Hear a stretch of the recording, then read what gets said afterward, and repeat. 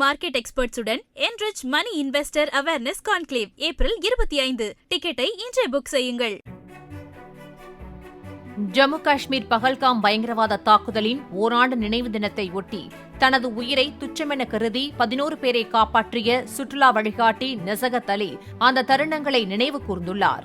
பைசாரன் பள்ளத்தாக்கில் துப்பாக்கி சத்தம் கேட்டதும் முதலில் ராணுவத்துக்கும் பயங்கரவாதிகளுக்கும் இடையே சண்டை ஏற்பட்டிருக்கலாம் என கருதியதாக நசகத் அலி தெரிவித்துள்ளார்.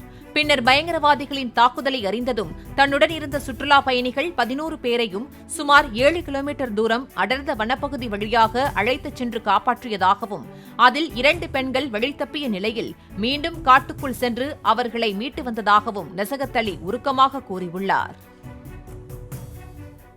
முன்னணி market எக்ஸ்பர்ட்ஸுடன் enrich money investor awareness conclave April 25. டிக்கெட்டை இன்றே புக் செய்யுங்கள்.